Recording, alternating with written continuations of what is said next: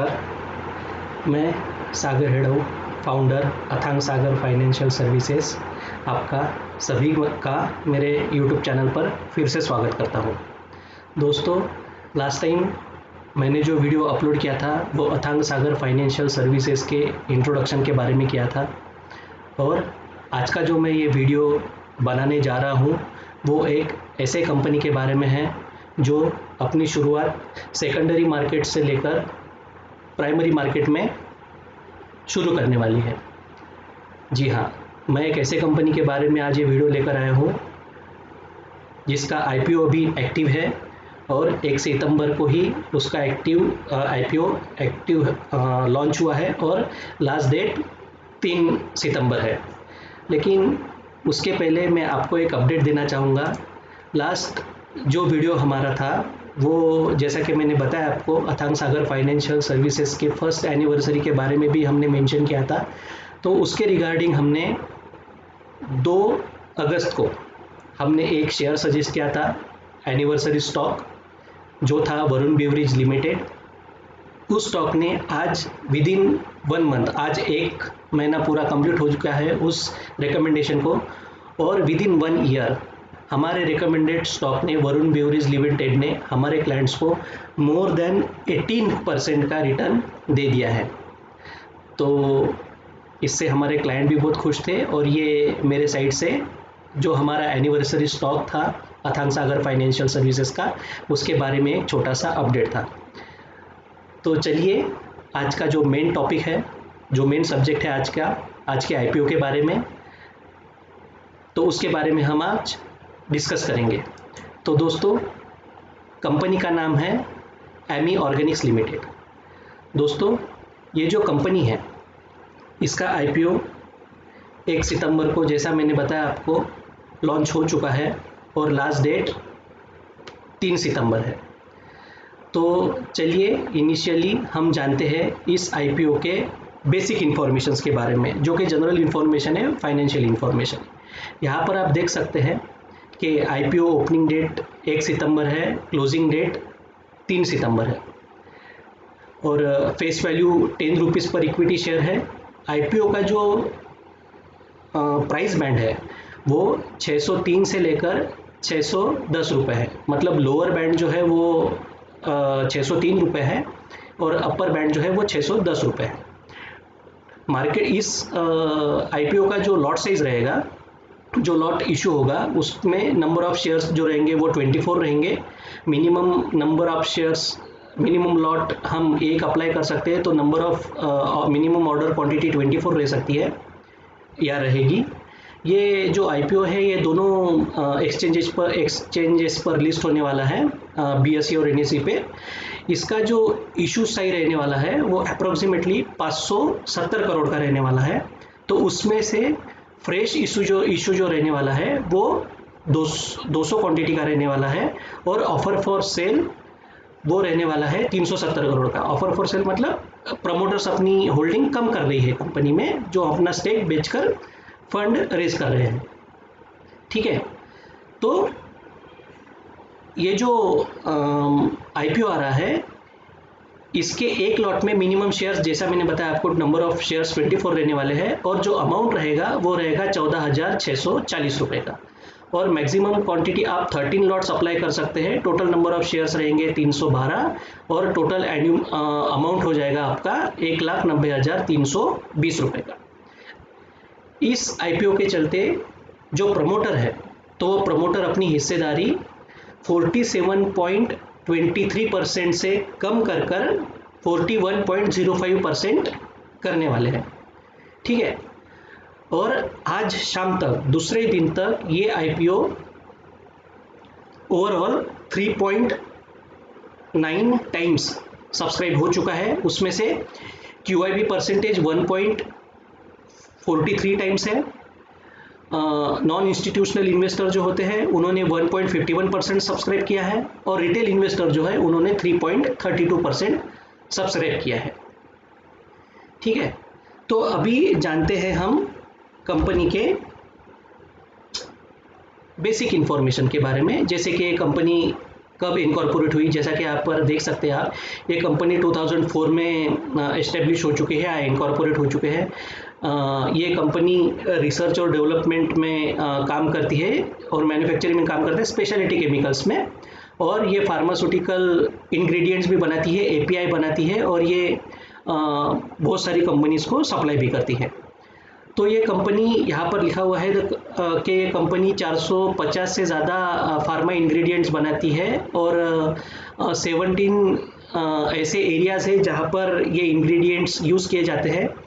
Company foreign में भी अपने प्रोडक्ट सप्लाई करती है, आउट ऑफ इंडिया 25 कंट्रीज़ को ओवरसीज़ ये कंपनी अपने प्रोडक्ट या इंग्रेडिएंट सप्लाई करती है, जैसे Europe, USA, China, Israel, Japan, Latin America, इन सारे देशों में ये कंपनी अपने इंग्रेडिएंट्स या प्रोडक्ट सप्लाई करती है। साथ ही में इंडिया में Laurus lab, Cadila health care, Cipla जैसे ये जो मेजर जो फार्मा कंपनीज़ है, ये भी इनके कस्टमर लिस्ट में शामिल है।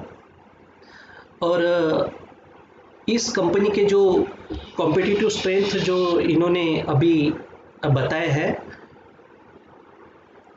तो वो है कि कंपनी के पास, जैसा मैंने बताया आपको, 450 से ज़्यादा फार्मास्यूटिकल इंग्रेडिएंट्स है जो कि 17 कैटेगरीज में या सेक्टर्स में आते हैं, और इन बड़े बड़े जो क्लाइंट्स हैं उनको सप्लाई करते हैं। कंपनी का बहुत ही स्ट्रॉन्ग R&D डिपार्टमेंट है, सेल्स और मार्केटिंग कैपेबिलिटीज़ भी बहुत अच्छी है, और कंपनी का year on year sales revenue generation बहुत ही अच्छा है। तो अभी हम डिटेल्स में जानेंगे उसके बारे में। तो कंपनी फाइनेंशियली बहुत ही साउंड और बहुत ही गुड है। तो चलिए अभी जानते हैं कंपनी के फाइनेंशियल्स के बारे में, ठीक है। तो कंपनी का नेट सेल्स जो है वो ईयर ऑन ईयर बढ़ते ही गया है। 2019 में इसका नेट सेल्स था 238 करोड़, 2020 में वो हुआ 240 करोड़, और अभी इस ईयर 21 में इसका सेल हुआ है 340 करोड़ का। कंपनी, जैसे मैंने बताया आपको कि फाइनेंशियली वैसे ही बहुत साउंड है। नेट प्रॉफिट भी कंपनी का बहुत अच्छे से बढ़ा है। लास्ट ईयर के मुकाबले इस साल का प्रॉफिट दो गुना हुआ है। लास्ट ईयर का जो प्रॉफिट था वो 27 करोड़ का था, और इस साल का जो उनका प्रॉफिट जो आया है वो 54 करोड़ का आया है, ठीक है। उसके बाद हम जानेंगे कि ये जो इशू है, तो इसमें प्रमोटर की और बाकी लोगों की कैसे हिस्सेदारी है। तो ये इशू के पहले, जैसा कि मैंने बताया आपको, 47.2% हिस्सेदारी थी, लेकिन इशू आने के बाद प्रमोटर अपनी होल्डिंग कम करके 41.1% करने वाले हैं, और पब्लिक सेक्टर से जो इसमें हिस्सेदारी थी वो आईपीओ के पहले 52.8% की थी, और आईपीओ के बाद वो 58.9% की हो जाएगी, और टोटल इस तरह से इसका 100% हो जाता है। इस आईपीओ का जो प्रमोटर का जो ऑब्जेक्टिव है, ये आईपीओ कंपनी ने क्यों लाया है, ये हम जानने की कोशिश करेंगे। तो प्रमोटर का ये कहना है कि आईपीओ से जो वो फंड रेज करने वाले हैं, तो उससे कंपनी के ऊपर जो 140 करोड़ का जो लोन है, तो वो पे करने वाले हैं। करंटली जो बोरिंग है उनकी 140 करोड़ की, वो पे करने वाले हैं। सॉरी। साथ ही में कंपनी अपना जो फंड रेज करेंगी उससे वर्किंग कैपिटल में उसका उपयोग करने वाली है, और जनरली जो उनके रेगुलर जो कॉरपोरेट पर्पस के लिए भी ये वो फंड का यूज़ करने वाली है, ठीक है। तो अभी जानते हैं हम कंपनी का जो रेवेन्यू है, तो उसके बाइफर्केशन के बारे में। जैसा कि मैंने बताया, ये कंपनी जो है एमी ऑर्गेनिक्स लिमिटेड, तो ये कंपनी मेजरली फार्मा इंग्रेडिएंट्स बनाती है, और साथ ही में स्पेशलिटी केमिकल्स भी बनाती है। लेकिन इनका जो बाइफर्केशन है, तो इस कंपनी का 88% रेवेन्यू जो है वो फार्मा इंग्रेडिएंट से आता है, 88%, और उस 88% का 53% इंग्रेडिएंट ये आउट ऑफ इंडिया एक्सपोर्ट करते हैं। ठीक है। और साथ ही में जो उसका सेकंड पार्ट जो है, जो कि स्पेशलिटी केमिकल्स है, तो स्पेशलिटी केमिकल्स का 86% जो रेवेन्यू जनरेट होता है वो एक्सपोर्ट से होता है। तो इसका मतलब ये है कि मेजरली ये कंपनी उनके प्रोडक्ट ज़्यादा से ज़्यादा एक्सपोर्ट करती है। और इंडिया में जैसा कि मैंने बताया आपको, कैडिला हेल्थ केयर हो गया, लोरस लैब हो गया, तो ये सारे मेजर इनके क्लाइंट्स है ही, तो इनको भी इनका जो प्रोडक्ट्स होते हैं या इंग्रेडिएंट्स होते हैं ये सप्लाई होते हैं। ठीक है। अब जानते हैं दोस्तों कंपनी के मैनेजमेंट के बारे में।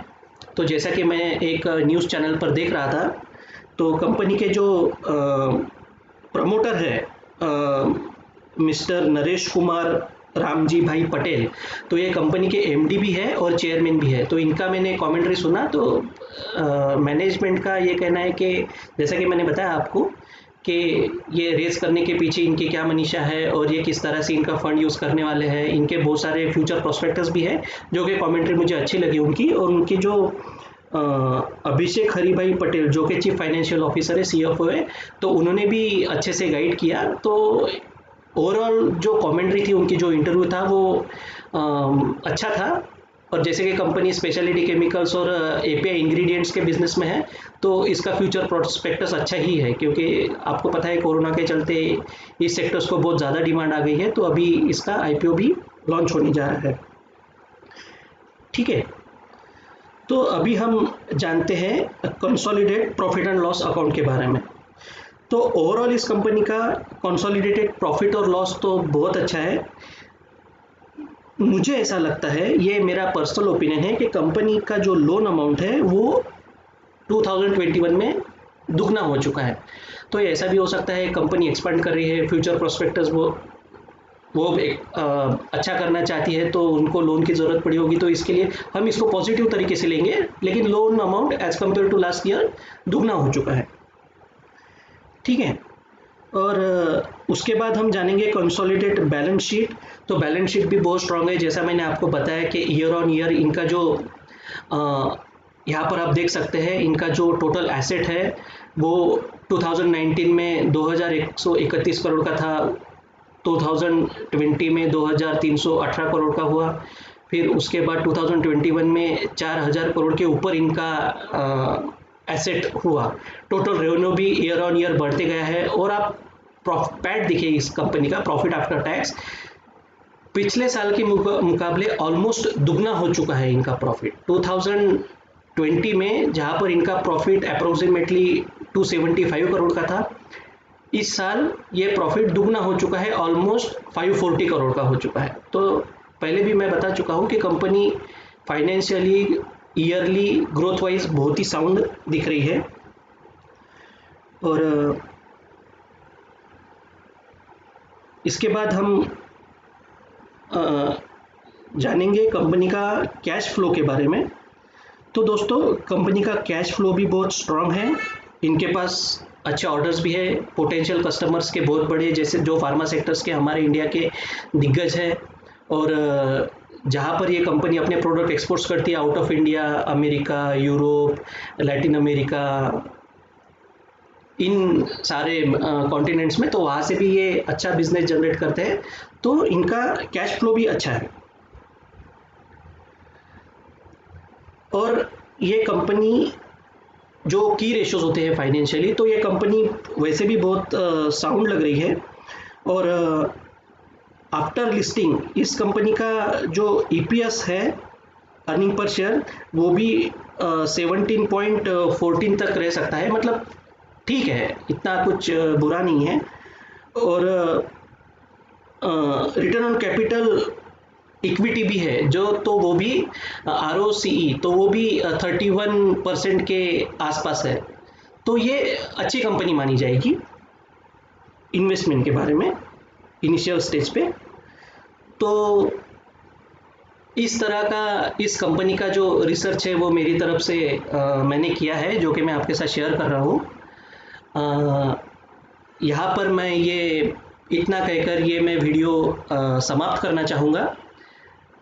वीडियो समाप्त करने के पहले मैं एक चीज़ कहना चाहूँगा आप लोगों से। ये जो रिसर्च मैंने की है ये प्योरली मेरी स्टडी है, और ये जो ओपिनियन जो मैं देना चाहता हूँ इस आईपीओ के बारे में कि आप इसमें शॉर्ट टर्म और लॉन्ग टर्म के लिए आप इसमें इन्वेस्ट कर सकते हैं, क्योंकि पिछले साल भी बहुत सारी बहुत सारे आईपीओज आए जो कि फार्मा सेक्टर में एपीआई इंग्रेडिएंट्स बनाने में बहुत सारी कंपनियां इन्वॉल्व है। लेकिन बहुत सारी कंपनियां होने के बावजूद भी ये सेक्टर बहुत बड़ा है, इसकी डिमांड बहुत बड़ी है वर्ल्ड वाइड। आप जानते हैं बहुत सारी अनफॉर्चुनेटली बहुत सारे वायरसेस जनरेट हो रहे हैं, बहुत सारे लोग इससे अपनी जानें गंवा रहे हैं। तो इस सेक्टर्स को और इस कंपनी का फ्यूचर अच्छा रहने वाला है। कंपटीशन है, मुझे पता है, आप भी सब जो जानते हैं ये कंपटीशन है, लेकिन उतनी डिमांड भी उतनी है, तो उतना सप्लाई के लिए इस कंपनियों का या इन कंपनियों में आप इन्वेस्ट कर सकते हैं। तो मेरी तरफ से आपको ये सजेशन है कि आप इस कंपनी में शॉर्ट टर्म लॉन्ग टर्म के लिए आप इसमें इस आईपीओ को आप सब्सक्राइब कर सकते हैं। और ये वीडियो समाप्त करने के पहले मैं आपसे ये कहना चाहूँगा कि ये जो स्टडी है ये मेरी पर्सनल स्टडी है, मैंने खुद रिसर्च करके ये स्टडी आपके साथ शेयर की है। लेकिन आप इस आईपीओ को सब्सक्राइब करने के पहले आप आपके जो फाइनेंशियल एडवाइज़र होंगे आप उनसे इसके बारे में कंसल्ट कर सकते हैं, और आप उसके बाद ही इसके बारे में डिसीजन ले सकते हैं। तो इतना कहकर मैं ये वीडियो समाप्त करता हूँ। नमस्कार।